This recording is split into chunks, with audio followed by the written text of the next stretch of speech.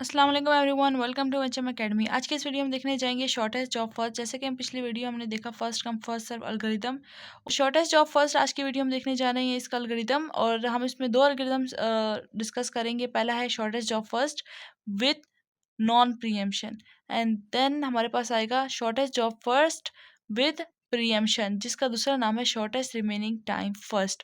जो प्रीएम्पशन के साथ होता है उसका दूसरा नाम होता है शॉर्टेस्ट रिमेनिंग टाइम फर्स्ट। जो सिंपल है उसका नाम है एसजेएफ। ये नॉन प्रीएम्प्टिव है, ये नॉन प्रीएम्प्टिव है। तो मैं आपको इसका खुलासे में बता देती हूँ कि जो इसका बर्स्ट टाइम पे सारा कुछ मेंशन होता है। सारा कुछ इसका जो बुनियाद होती है वो बर्स्ट टाइम पे होती है। जिसका बर्स्ट टाइम सबसे कम होता है उसको पहले टास्क परफॉर्म करने की इजाज़त दे दी जाती है कि आपका जो है प्रोसेस ही छोटा है तो आप पहले आ जाओ, आपका प्रोसेस ज़्यादा है आप पीछे वेट करो, ठीक है। लेकिन अगर दो प्रोसेस है उनका बर्स्ट टाइम सेम हो और वो एक साथ ही आए हों तो उनका फर्स्ट कम फर्स्ट सर्व आ जाता है कि जो पहले आया था उसी को हम एग्जीक्यूट करेंगे। बेशक बर्स्ट टाइम एक का भी 3 है, दूसरे का भी 3 है, जो पहले आया था हम उसको एग्जीक्यूट करेंगे। तो वो टाई को तोड़ देता है, क्या, फर्स्ट कम फर्स्ट सर्व। क्योंकि उसका एल्गोरिथम ये कहता है कि जो पहले आया उसी को एग्जीक्यूट करो। और हमारे पास सबसे जो कम वेटिंग टाइम, जिसमें एवरेज वेटिंग टाइम निकालते हैं, जिसका सबसे कम वेटिंग टाइम होता है वो शॉर्टेस्ट जॉब फर्स्ट का ही होता है। कभी कभार हमें न्यूमेरिकल दिया होता है और उसके अंदर हमें शॉर्टेस्ट रिमेनिंग टाइम फर्स्ट या फिर फर्स्ट कम फर्स्ट सर्व और राउंड रॉबिन और इस तरह के डिफरेंट एल्गोरिथम्स अप्लाई करने को बोला जाता है, और फिर साथ ही कहा जाता है कि सबसे शॉर्टेस्ट रिमेनिंग टाइम किसका था। तो हमने बताना होता है। हम कैलकुलेट सारे करते हैं लेकिन उसमें साथ रीज़न देते हैं कि शॉर्टेस्ट जॉब फर्स्ट का जो है सबसे कम वेटिंग टाइम हमने कंक्लूड किया है कि इसका वेटिंग टाइम सबसे कम है। तो प्रीएम्प्टिव मोड और शॉर्टेस्ट जॉब ये तो मैंने आपको बता दिया था कि शॉर्टेस्ट रिमेनिंग टाइम फर्स्ट होता है। एडवांटेजेस आप पढ़ लें, डिसएडवांटेजेस पढ़ लें। इसका सबसे पहले हम एग्जाम्पल नंबर 1 करते हैं और उसको देखते हैं कि किस तरीके से इस न्यूमेरिकल को किया जाता है। इस वाले न्यूमेरिकल को मैं थोड़ा माइन्यूट उसमें करूँगी, बिल्कुल शॉर्ट इंटरवल ऑफ टाइम में करूँगी ताकि आपको पता चले कि किस तरीके से प्रोसेस आ रहे हैं और किस तरीके से उनको टाइम मिल रहा है, ठीक है। अब P1 मैं अगर 0 लिख रही हूँ तो मैं शॉर्ट इंटरवल ऑफ टाइम का मतलब ये है कि मैं शॉर्ट शॉर्ट टाइम्स ले लेती हूँ। ये 1 second, 2 second, 3 second, 4 second and so on. मैं आपको करके दिखाती हूँ। ये देखिए मैंने एक एक सेकंड का इंटरवल बना लिया है, 1 2 3 एंड सो ऑन 16 तक। अब हम एक एक इंटरवल में काम करेंगे, यानी कि P1 आया हमारे पास 3 पे। प्रोसेस P1 हमारे पास अराइवल टाइम क्या था उसका 3। तो 3 आया तो 3 तक तो बहुत टाइम है, यानी कि अराइवल उसका क्या हुआ 3 पे हुआ। लेकिन हमने तो 3 को नहीं लेना है, सबसे कम अराइवल यानी सबसे पहले कौन आया था हमने उसको देखना है। अगर सबसे ये पहले वाला यही होता तो हम ये पहले वाले सारों को आइडल यहाँ पे क्रॉस क्रॉस कर लेते और 3 से स्टार्ट लेते। लेकिन हम बाकियों को देखो तो अराइवल टाइम बेशक प्रोसेस 4 है लेकिन अराइवल टाइम पे डिपेंड करते हैं कि पहले सीपीयू में आया कौन था। अगर हम इस तरह वो बनाए क्यू बनाए तो सबसे पहले अराइवल टाइम किसका था, P4 पहले आया है। फिर क्या आया, फिर हमारे पास P2 आया था। उसके बाद क्या आया था हमारे पास, फिर आया था हमारे पास P5। उसके बाद हमारे पास क्या आया था, फिर हमारे पास आया था P1 एंड देन हमारे पास क्या आया था, P3 आया था। तो इस तरीके से हमारे पास क्यू तो इस तरह की बनी है, ठीक है। लेकिन हमारे पास काम इस एल्गोरिथम क्या कहता है, शॉर्टेस्ट जॉब फर्स्ट, ठीक है। हमने एसजीएफ लगाना है, जिसका बर्स्ट टाइम सबसे कम हो उसी को लेना है। लेकिन देखो अगर 0 पे आया है, ठीक है, 0 पे आया और यहाँ पे उसका बर्स्ट टाइम क्या है 6, बेशक ज़्यादा है उसका बर्स्ट टाइम, लेकिन उस टाइम पे देखें कि उस टाइम तो कोई और प्रोसेस आया ही नहीं था। P4 जब आया था तो कोई और प्रोसेस था ही नहीं। ये तो 3 पूरा 1 सेकंड तक तो कोई आया ही नहीं प्रोसेस। तो 1 सेकंड जब तो कोई नहीं आया तो क्या आया था, P4। अब अब ये हमने बोला था कि नॉन प्रीएम्प्टिव है, यानी कि अगर प्रोसेस एक जगह ले लेता है तो वो ले ही रखता है, वो छोड़ता नहीं जब तक उसका अपना पूरा बर्स्ट टाइम यानी अपना पूरा काम कंप्लीट ना हो जाए। तो P4 का कितना बड़ा काम है, 6 सेकंड्स का, ये 6 मिली सेकंड्स का। तो 6 मिली सेकंड्स तक वो जगह लेके रखेगा। 1 सेकंड के लिए ली, 2 सेकंड के लिए ली, 3 सेकंड के लिए ली, 4 के लिए ली, 5 के लिए एंड 6 के लिए, यानी कि टोटल 6 सेकंड्स तक उसने टोटल कितनी जगह ली है, 6 सेकंड्स तक उसका या मिली सेकंड तक उसका बर्स्ट टाइम जितना था उसने एग्जीक्यूट किया। लेकिन अब इस दौरान देखो तो हमारे पास 1 यानी कि 1 पे क्या था, जब 1 एग्जीक्यूट हुआ तो P2 आ चुका था। 1 पे क्या आ चुका था, 2, P2। तो यहाँ पे देखो P2 इस टाइम इस दौरान आ चुका था। उसके बाद 2 पॉइंट पे हमारे पास क्या आ चुका था, जब 2 मिलीसेकंड के लिए या 2 सेकंड के लिए हमारे पास चला प्रोसेस, तो हमारे पास P5 यहाँ पे आ चुका था प्रोसेस के अंदर। 3 मिलीसेकंड के दौरान हमारे पास P1 आ चुका था, और जो 4 मिलीसेकंड्स तक एग्जीक्यूट हुआ तो P3 आ चुका था, और उसके बाद तो किसी ने आना ही नहीं था क्योंकि और कोई प्रोसेस ही नहीं था। तो अब देखो, तो इस दौरान जब P4 एग्जीक्यूट हुआ, तो इस दौरान ये सारे प्रोसेस हमारे पास रेडी क्यू में पड़े हुए हैं। अब हमने रेडी क्यू से निकालना है कि इनमें सबसे जो छोटा जिसका बर्स्ट टाइम है उसको हमने एग्जीक्यूट करना है। तो सबसे छोटा बर्स्ट टाइम अगर देखो, क्योंकि सारे तो रेडी क्यू में पड़े हुए हैं, हम इनमें से किसी को भी उठा सकते हैं, तो बर्स्ट टाइम सबसे छोटा किसका है? P1 का। तो हमारे पास क्या होगा? P1 एग्जीक्यूट होगा। कितना बर्स्ट टाइम है? 1 मिलीसेकंड का, तो 1 हमारे पास एग्जीक्यूट हो गया। उसके बाद बर्स्ट टाइम किसका छोटा है? उसके बाद है 2 का, यानी 1 के बाद तो एग्जीक्यूट हो गया तो खत्म हो गया। उसके बाद किसका है? 2 का। ये क्या बनता है? P3। तो P3 2 मिलीसेकंड के लिए एग्जीक्यूट होगा, 1 2। तो उसके बाद हमारे पास क्या आता है? ये भी खत्म हो गया। उसके बाद किसका बनता है? 3। तो 3 P5, तो P5 तो ये हमारे पास क्या बनता है? 1 2 3 मिलीसेकंड के लिए वो हो गया, एग्जीक्यूट हो गया। और फिर P2 4 तक, तो P2 4 सेकंड के लिए अपलोड हो गया, ये एग्जीक्यूट हो गया। उसके बाद अगर हम देखें तो आप कहेंगे गैंट चार्ट तो इस तरह का काफ़ी लंबा बन रहा है, लेकिन जब आपकी प्रैक्टिस हो जाएगी तो आप गैंट चार्ट इस तरीके से बनाएंगे, एक एक मिलीसेकंड को नहीं दिखाएंगे। P4 कितनी देर तक एग्जीक्यूट हुआ? 0 से लेकर 6 तक। फिर क्या आया था हमारे पास? P1 कितनी देर तक? 1 मिलीसेकंड के लिए एग्जीक्यूट हुआ। P3 आया 7 से लेकर कितने सेकंड्स के लिए? 9 तक के लिए। फिर उसके बाद P5 आया कितने तक के लिए? 12 के लिए। और फिर P2 आया जो कि कहाँ तक एग्जीक्यूट हुआ? 16 मिलीसेकंड के लिए। असल गेन चार्ट फिर आपका इस तरीके से दिखेगा। उसके बाद हमने इसका एवरेज वेटिंग टाइम और टर्न अराउंड टाइम निकालना है। तो एवरेज इसका जो वेटिंग टाइम होगा हमने इसको निकालना है P1 के लिए।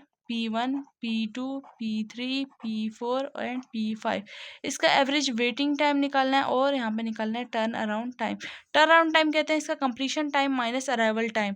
तो किसका कंप्लीशन? P1 का अगर हम देखें कंप्लीशन टाइम क्या है? 7 पे, वो यहाँ से देख लेते हैं, 7 पे P1 कंप्लीट हुआ है, और इसका अराइवल टाइम क्या है P1 का? 3। तो 7 माइनस 3 करो तो हमारे पास क्या बनता है? 4।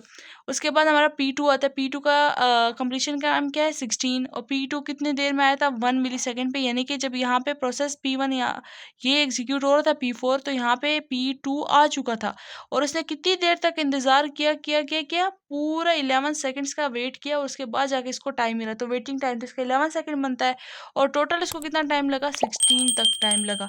तो 16 माइनस 1 करो तो हमारे पास क्या बनता है? 15। तो टोटल इसको कितना टाइम लगा? 15, यानी कि इतनी देर में तो आया ही नहीं था ना। जिस टाइम से आया था उस टाइम से लास्ट टाइम तक कितना उसका टर्न अराउंड टाइम बनता है वो देखना है हमने। P3 हमारे पास कितनी देर में आया था? P3 का रेवल टाइम क्या है? 4 मिलीसेकंड पे आया था, और P3 खत्म कब हुआ? 9 पे, तो 9 माइनस 4 5। उसके बाद हमारे पास P4 की बारी है। P4 हमारे पास कब ख़त्म हुआ? 6 पे, और आया कब था? 0 मिलीसेकंड पे, तो इसका टर्न अराउंड टाइम भी 6 ही आएगा। P5 की बात करें तो P5 हमारे पास ख़त्म कब हुआ था? 12 पे, और इसका जो आया कब था? 2 मिलीसेकंड पे। 12 माइनस 2 10, तो 10 बन गया। अब वेटिंग टाइम कैलकुलेट करना है, तो P1 का वेटिंग टाइम कितना बनता है? P1 ने कितनी देर इंतज़ार किया था? 4 माइनस, और आया वो कितने उसका बर्स्ट टाइम कितना था? 4 माइनस, और P1 का था 1, तो 1 सेकंड का, मिली सेकंड का उसका बर्स्ट टाइम था। और तो 4 माइनस 1 करेंगे तो उसने कितनी देर वेट किया? 3। कैसे? यहाँ पे उसका कितनी देर पे आया था? अराइवल टाइम उसका 3, इस टाइम पे P1 आ गया था, और उसने एग्जीक्यूट कब हुआ? 6 मिली सेकेंड पे उसने एग्जीक्यूट किया। तो कितनी देर उसने इंतज़ार किया? 1 2 3, 3 मिली सेकेंड का उसने वेट किया था। उसके बाद हमारे पास आता है P2 का, तो 15 पे उसका टर्न अराउंड टाइम है टोटल, और अराइवल टाइम बर्स्ट टाइम क्या है इसका? 4। तो 15 माइनस 4 11, जैसे मैंने आपको पहले ही बताया था कि यहाँ पे इसका टोटल वेटिंग टाइम कितना बनेगा? 11। उसके बाद P3 की बारी आती है, तो 5 माइनस 4 करेंगे तो उसका 1 मिली सेकेंड का वेटिंग टाइम आएगा। 6 माइनस, और यहाँ पे उसका क्या आता है हमारे पास? बर्स्ट टाइम 6, तो 6 माइनस 6, तो हमारे पास कितना बना? यहाँ पे आप इसको ठीक कर लें, करेक्ट कर लें, 5 माइनस 3 बनेगा, क्योंकि उसका हमने बर्स्ट टाइम माइनस करना है, तो यहाँ पे 2 मिली सेकेंड का उसने वेट किया था। और उसके बाद 6 माइनस 6 तो 0। उसने वेट ही नहीं किया, P4 ने तो वेट ही नहीं किया, उसका तो इंतज़ार का ज़रूरत ही नहीं पड़ी क्योंकि आया और उसको टाइम मिल गया, CPU का टाइम मिल गया, उसको सारा कुछ मिल गया और उसका एग्जीक्यूशन स्टार्ट हो गई थी। और 10 यानी कि P5 का टोटल टर्न अराउंड टाइम कितना 10, उसका बर्स्ट टाइम 3 था, तो ये टोटल कितना बना 7। तो इसका अगर हम एवरेज निकालें, अगर हम वेटिंग टाइम का एवरेज निकालते हैं तो हमारे पास बनता है 3 + 11 + 7 8 9 9 और टोटल प्रोसेसेस कितने हैं 5, तो डिवाइडेड बाय 5 तो हमारे पास बनता है 4.6। और उसके बाद टर्न अराउंड टाइम का करें तो 4 + 15 प्लस यहाँ पे हमारे पास बनता है 5 + 6 + 10 डिवाइडेड बाय 5 तो हमारे पास बनता है 8। तो हमारे पास 4.6 और 8। अब इसको अश्योर कर लेते हैं कि वाकई यही आंसर है कि नहीं। तो आप देख सकते हैं हमारे पास वही आंसर 8 यूनिट उसने वेट किया था, यानी 8 मिली सेकेंड। कोई भी यूनिट हो, या मिली सेकेंड भी हो सकता है या सेकेंड भी हो सकता है, जितने देर का वो उन्होंने यूनिट दिया है। और 4.8 यानी कि 3 + 11 + 3 + 7, यहाँ पे जो प्रोसेस नंबर 3 है उसने कितनी देर वेट किया हो था, उसने उसका जो टर्न वेटिंग टाइम था वो बनता था, उसका टर्न अराउंड टाइम P3 का 5 था, तो 5 माइनस उसका 5 - 2 3 बनता है। 3 यहाँ पे आप करेक्ट कर लें, यहाँ पे 3 आता था और यहाँ पे 4.8 यूनिट उसका आंसर है। उसके बाद हम नेक्स्ट करने लगे हैं वो SJF प्रीएम्प्टिव है। SJF प्रीएम्प्टिव को कैसे हमने कैलकुलेट करना है और इसका गेन चार्ट किस तरीके से बनेगा। अब हमारे पास कहानी आती है प्रीएम्पशन की। पहले हम जितने भी हमने एल्गोरिथम्स किए हैं, फर्स्ट कम फर्स्ट और शॉर्टेस्ट जॉब फर्स्ट, उसको नॉन प्रीएम्पशन के थ्रू किए हैं। अब हमारे पास कहानी आ रही है प्रीएम्पशन। तो चलिए करते हैं प्रीएम्पशन के थ्रू SJF को। यहाँ पर आप देख सकते हैं कि हमें 5 प्रोसेसेस दिए हुए हैं और हर प्रोसेस का अपना डिफरेंट अराइवल टाइम है। सबसे पहले हम इनको एक सीक्वेंस में लिख लेते हैं कि कौन सा किस अराइवल टाइम के मुताबिक आया है। अगर हम इसका सीक्वेंस लिखें तो अराइवल टाइम यानी जब 0 था तो 0 पे क्या आया था हमारे पास, आया था P4। फिर जब 1 आया तो 1 सेकेंड मतलब एक ही सेकेंड के बाद हमारे पास क्या आ गया, यहाँ पे देखिए 1 अराइवल टाइम पे क्या आया P2, यानी सीक्वेंस वाइज आए थे। फिर 2 3 एंड 4, तो 2 पे क्या आया था, 2 पे P5 आया था, 3 पे क्या आया था P1 आया था एंड 4 पे क्या आया था P3 आया था। तो इस सीक्वेंस के साथ हमारे पास ये प्रोसेसेस आए हैं। पहले P4 आया था, P2 P5 P1 P3।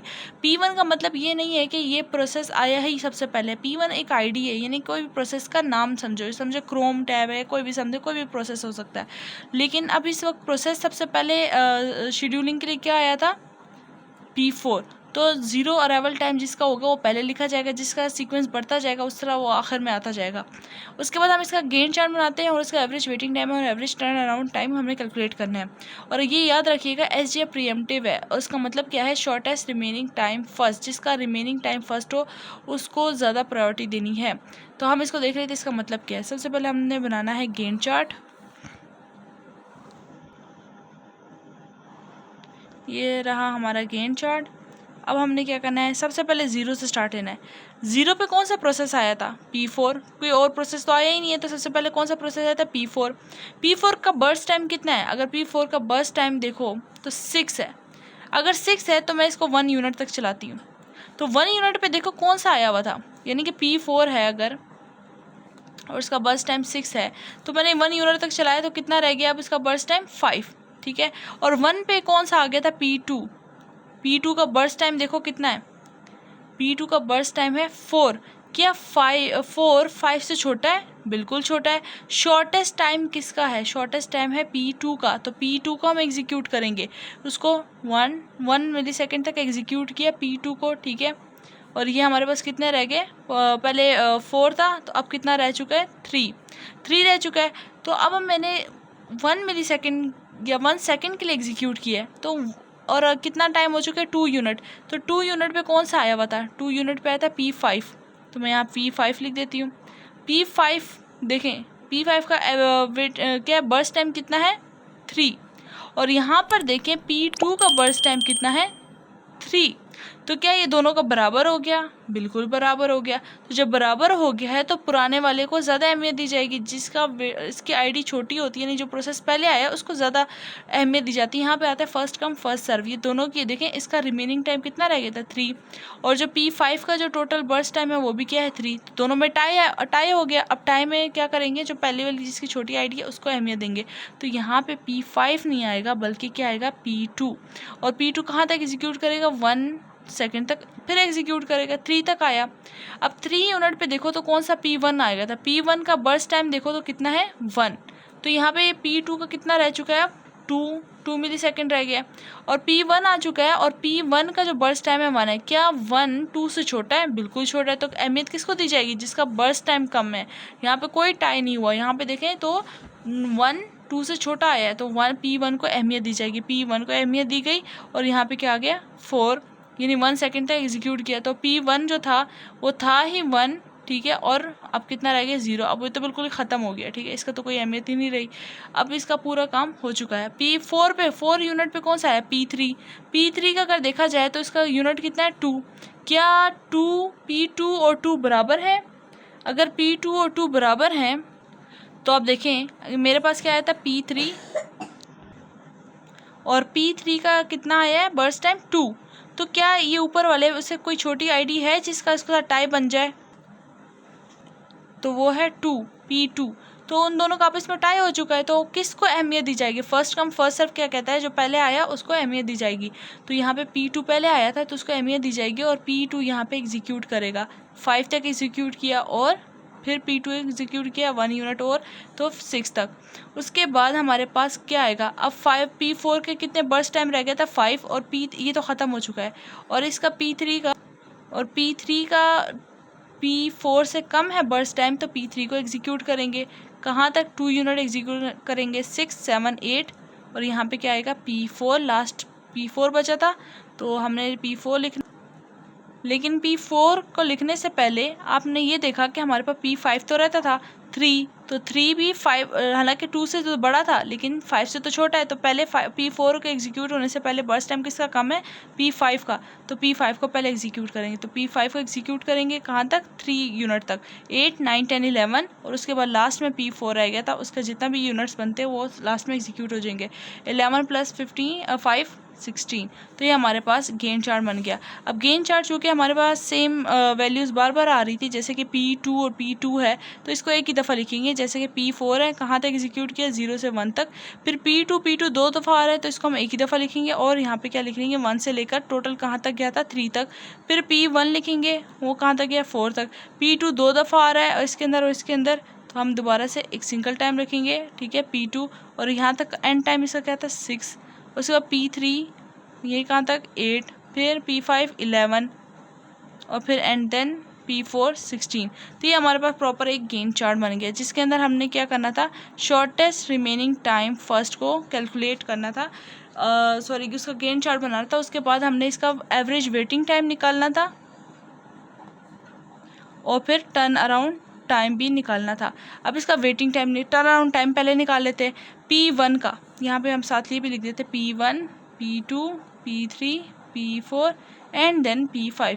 P1 का टर्न अराउंड टाइम कितना होगा, टोटल टाइम इसको कितना लगा 4 पे वो ख़त्म हुआ, और माइनस अराइव किस पे हुआ था P4 जो था अराइव होता 0 पे, तो 0 पे अराइव हुआ था, उसका टोटल टाइम कितना लगा 4।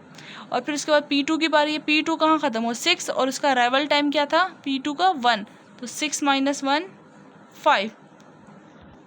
उसके बाद करते हैं P3 के लिए। P3 कहाँ पे ख़त्म हुआ 8 पे, और अराइव कब हुआ था P3 हमारे पास 4 पे। तो अब हम यहाँ पे क्या कर सकते हैं 8 - 4 = 4। टर्न अराउंड टाइम इसका कितना बना 4। इस तरीके से बाकी सबका कैलकुलेट कर, बिल्कुल इसी तरीके से P4 का 16 है, P5 का 9 है। अगर हम इसका वेटिंग टाइम कैलकुलेट करें तो वेटिंग टाइम कैसे कैलकुलेट करते हैं, turn around time minus burst time, जो इसका टोटल बर्स्ट टाइम था उसको माइनस कर देना है। P1 का टर्न अराउंड टाइम था 4, तो उसका जो बर्स्ट टाइम है 1 है, यानी कि टोटल उसको 4 लगे हैं, और लेकिन उसका जो बर्स्ट टाइम था एक्चुअल टाइम था वो 1 था, तो उसको कितनी देर वेट करना पड़ा असल में 4 - 1 3, तो उसको 3 उसका वेटिंग टाइम है। बिल्कुल इसी तरीके से हम बाकी सबका भी कैलकुलेट करेंगे। आप देख सकते हैं कि हमने वेटिंग टाइम कैलकुलेट कर लिया है सबका। अब हमें इसका एवरेज निकालना है। एवरेज कैसे निकालना है कि इन सबके टर्न अराउंड टाइम को ऐड करना है और डिवाइड बाय टोटल प्रोसेसेस जो कि हैं 5। तो 4 + 5 9 9, और 9 + 4 +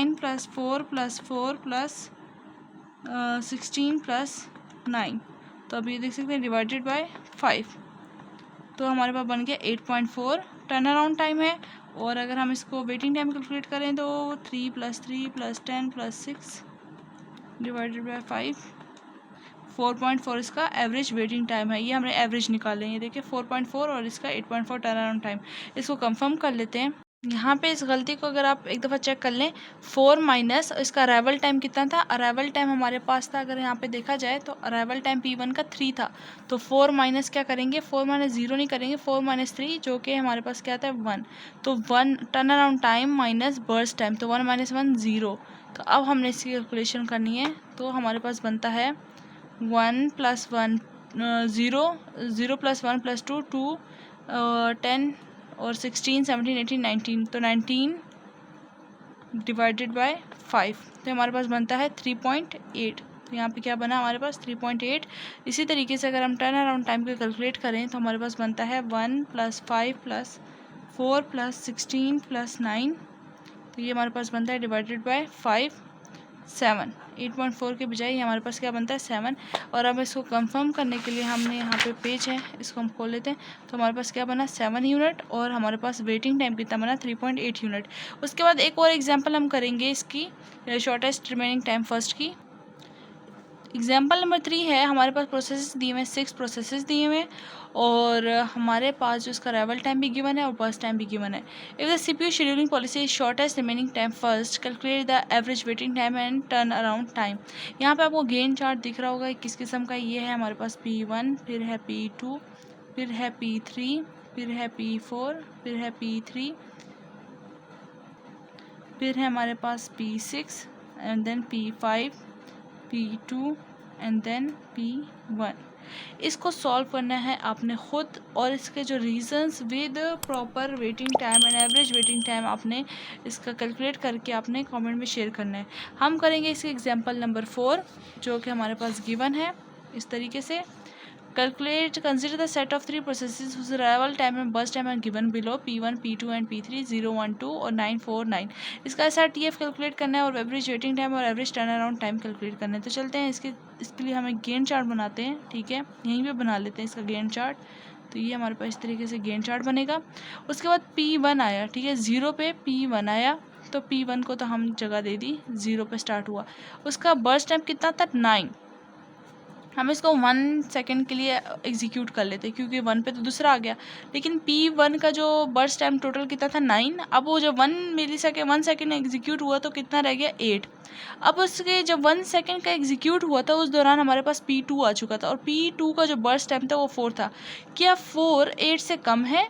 बिल्कुल कम है। तो शॉर्टेस्ट जिसका होगा उसको जगह मिलेगी, प्रोसेस उसको मतलब उसको शेड्यूल में लेकर आएगा जिसका टाइम कम रहता होगा, जिसका बर्स्ट टाइम कम होगा, और दूसरे को प्रीएम्प्ट होना पड़ेगा, उसको अपनी जगह छोड़नी पड़ेगी, वो जाएगा वापस अपनी जगह पे, ठीक है, यानी कि पीसीबी में जाके इसका स्टोर हो जाएगा। तो फिर उसके बाद क्या करेंगे, यहाँ पे P2 आ जाएगा और उसने यहाँ तक 2 तक इसने लोड हो जाना है, ठीक है, लोड हो गया। अब ये कितना रह चुका है 3। अब उसके बाद यहाँ पे देखिए P3 आ चुका है। P3 का क्या है 9। क्या 9 3 से छोटा है? नहीं। तो फिर 2 वाला ही एग्जीक्यूट होता रहेगा। P2 कहाँ तक एग्जीक्यूट होगा, ये हमारे पास हो गया 3 रहते हैं तो 2 3 4 5, यानी 5 तक तो ये लाजमी एग्जीक्यूट जितना है उतना ही सारा ख़त्म हो जाएगा। उसके बाद इन दोनों में जंग लड़ेगी कि इन दोनों में छोटा कौन है, तो P1 छोटा है, तो P1 कितना रह गया था 8 तक, तो 5 + 8 करो तो 8 9 10 11 12 13 तक। उसके बाद तो आया ही P3 है, तो P3 हमारे पास रह गया, तो 13 + 9 करो तो हमारे पास क्या बनता है 22। तो हमारे पास इस तरीके से बनेगा। अगर हम इसको दोबारा से इसका गेन चार्ट प्रॉपर बनाए जो सेम है, एक साथ कंसेक्टिव सेम आ रहे हैं, उनको हटा दें। P1 P2, ठीक है, कंसेक्टिव आ रहे हैं ना, P2 फिर P1 एंड देन फिर P3, और इसका क्या बनता है 0 1। P2 कहाँ ख़त्म हुआ था 1 पे शुरू और एंड देन 5 पे ख़त्म हुआ। P1 13 पे और देन 22 पे ये ख़त्म हुआ। तो अगर आप इसका देखें 0 1 5 13 एंड 22, इस तरीके से हमारे पास गेन चार्ट बना।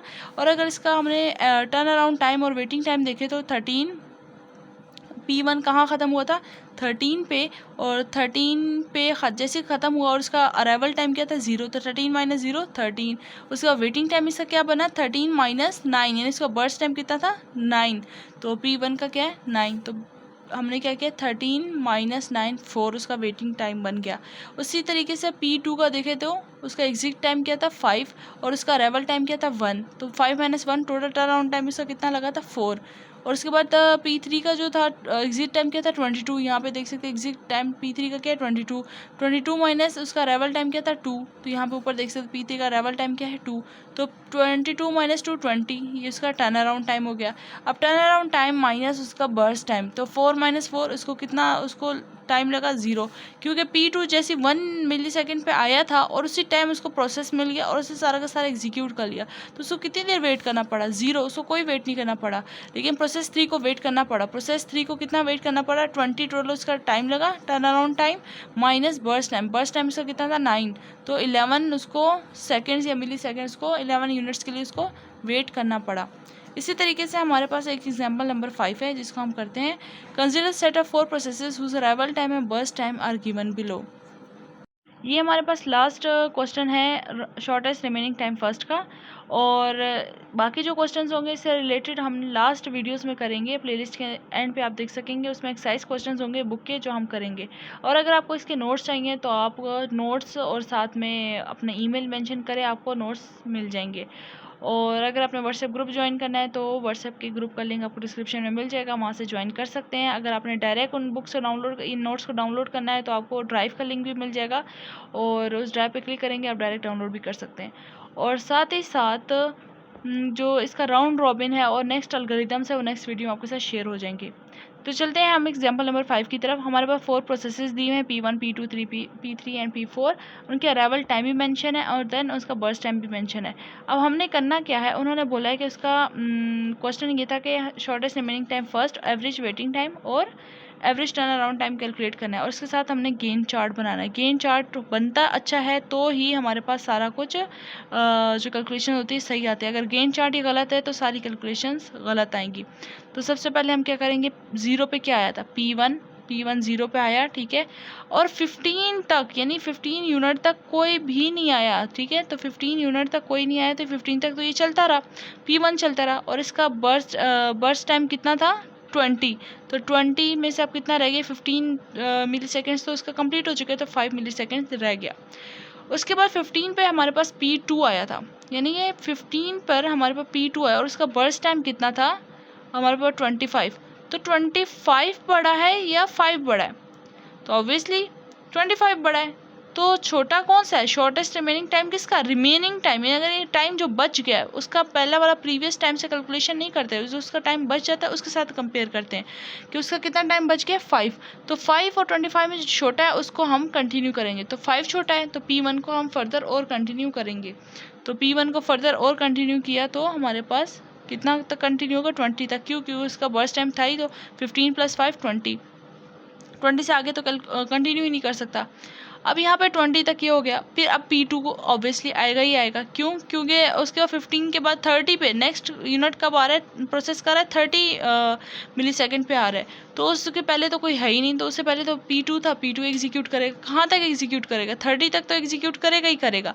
जैसे 30 तक 20 से 30 तक एग्जीक्यूट करे तो इसका कितना रिमेनिंग टाइम बच गया 15, क्योंकि 10 यूनिट्स तो इसने कंज्यूम कर लिए, 15 यूनिट्स बच गए। जैसे ही 15 यूनिट्स बच गए तो पीछे अगला कौन सा प्रोसेस आ गया P3 का कितना 10 यूनिट्स हैं, तो 10 को और यहाँ पे 15 को कंपेयर करो, इसका रिमेनिंग टाइम क्या है, शॉर्टेस्ट रिमेनिंग टाइम फर्स्ट, ठीक है। तो इसका 15 है और इसका 10 है, तो एग्जीक्यूट किसको करेगा फर्दर, जिसका टाइम कम है, P3 का टाइम कम है तो P3 को हम चलाएंगे, कहाँ तक 10 यूनिट तक, ठीक है 10 यूनिट तक चलाया, 40 तक आया। उसके बाद हमारे पास जैसे ही 40 तक आया तो उस दौरान हमारे पास कोई, ये सारा ख़त्म हो चुका है, उस दौरान हमारे पास नेक्स्ट प्रोसेस P4 का बार है 45 पे, लेकिन उससे पहले कोई है नहीं, लेकिन P2 तो रहता है, तो P2 को कंटिन्यू कर लेंगे वहीं से, ठीक है। वहीं से कंटिन्यू किया तो 40 से 45 तक कंटिन्यू किया तो 5 यूनिट चल गया, तो 5 यूनिट इसमें से कैंसिल कर दो और, ठीक है 5 यूनिट कैंसिल कर दो तो पीछे कितने यूनिट बच जाते हैं 10 यूनिट बच गए। और अब उस दौरान जैसे 45 आया तो उस दौरान हमारे पास P4 भी आ चुका था, जिसका बर्स्ट टाइम कितना था 15। अब बताओ 15 बड़ा है या 10 बड़ा है, तो इसमें तो 15 पड़ा है, तो इसको तो हम एग्जीक्यूट नहीं कर सकते क्योंकि शॉर्टेस्ट रिमेनिंग टाइम को हमने एग्जीक्यूट करना है। रिमेनिंग टाइम, तो रिमेनिंग टाइम कितना रह गया था 10, तो हम इसी को फर्दर एग्जीक्यूट करेंगे। P2 ही फर्दर चलेगा 45 55 तक, और इसका कितना है P4 एंड पे रह गया, तो वो सारा का सारा वही लेगा, तो P4 60 70 तक। अब जो सेम है, यानी कि जो सेम कंसेक्टिव जो यूनिट्स आ रहे हैं यानी प्रोसेसेस आ रहे हैं, उनको एक साथ ही हम मेंशन कर देते हैं। ये इसलिए ताकि हमारा गेन चार्ट थोड़ा क्लियर बन जाए। 0 से लेकर 20 तक जो है P1 एक साथ चलता रहा, लेकिन जो कंसेक्टिव नहीं है उनको एक साथ नहीं कर सकते। P2 को मैं P2 को एक साथ कर दूँ, ऐसे नहीं, बीच में कोई और प्रोसेस लाइक कर रहा है। जो कंसेक्टिव है उनकी बात कर रही हूँ। P2 और ये कहाँ तक 30 तक चला, P3 और ये कहाँ तक 40 तक चला, फिर ऐसे P2 40 से 55 तक चला, एंड देन P4 जो कि 70 तक चला। अब इसका शॉर्टेस्ट एवरेज वेटिंग टाइम और टर्न अराउंड टाइम भी कैलकुलेट कर लेते हैं। Turn around time for P1 P2 P3 and P4। इसका पहले टर्न अराउंड टाइम कैलकुलेट करते हैं and then waiting time calculate करते हैं। टर्न अराउंड टाइम कैसे कैलकुलेट करेंगे, इसका P1 का एग्जिट टाइम क्या है, P1 कम ख़त्म हुआ था कंप्लीशन 20 पे, तो 20 माइनस उसका अराइवल टाइम क्या था 0, 20 माइनस 0 20। P2 का देखो कब ख़त्म हुआ 55, 55 माइनस 15 करो तो हमारे पास क्या बनता है 55 माइनस 15 40। P3 का देखो P3 कब ख़त्म हुआ 40 पे, तो 40 माइनस 30 अराइवल टाइम का क्या है 30, तो 10 उसका बनता है, टोटल उसका टाइम 10 लगा। P4 का देखो तो 70 पे ख़त्म हुआ था और आया किस टाइम पे था 45 पे, तो इसको टोटल कितना टाइम लगा 15 का, ठीक है। और इसका वेटिंग टाइम कितना हुआ, टर्न अराउंड टाइम में से बर्स्ट टाइम को माइनस करो, 20 माइनस 20 0, इसका टोटल जो एक्चुअल बर्स्ट टाइम था वो 20 था। 40 माइनस 25 करो तो हमारे पास कितना बनता है 15, उसको कितना टाइम वेट किया 15 यूनिट्स। और उसके बाद P3 को 10 और 10 उसका बर्स्ट टाइम है तो माइनस करो तो कितना बनता है 0, 15 15 माइनस 15 उसको भी 0 वेटिंग टाइम करना पड़ा। अब इसका अगर एवरेज कैलकुलेट करें तो हमारे पास बनता है 20 plus 40 plus 15 divided by total processes कितने थे हमारे पास 4, 18.75 ये हमारे पास बनता है, एंड देन 15 डिवाइडेड बाई 4 है ही 15 डिवाइडेड बाई 4, तो यहाँ बनता है 3.75। अब इसका हम अश्योर कर लेते हैं कि क्या वाकई यही है। बिल्कुल, इसका यही हमारे पास गिवन है, लेकिन इसमें जो क्वेश्चन हमें गिवन था उन्होंने कहा था कि turn around time of process P2 का टर्न अराउंड टाइम निकालो और waiting time of process P2 का निकालो। अगर ये स्पेसिफिक किसी प्रोसेस का हमें वेटिंग टाइम या टर्न अराउंड टाइम निकालने को कह दें तो कोई मुश्किल बात नहीं है। P2 का वेटिंग टाइम कितना था 15 और टर्न अराउंड टाइम कितना था 40। इसको प्रॉपर आपने लिख देना है किस तरीके से कि टर्न अराउंड टाइम कैसे कैलकुलेट किया आपने 55, इस तरीके से लिखना है P2 55 माइनस इसका अराइवल टाइम कितना था उससे माइनस कर देना है, तो अराइवल टाइम इसका बन रहा था 15, तो ये हमारे पास बन गया 40। तो बिल्कुल इसी तरीके से P2 का हमारे पास क्या बन रहा था वेटिंग टाइम किस तरीके से 40 माइनस इसका बर्स्ट टाइम जितना था उसको माइनस कर देना है, जो कि था हमारे पास 25, जो फिर हमारे पास वेटिंग टाइम कितना आया 15।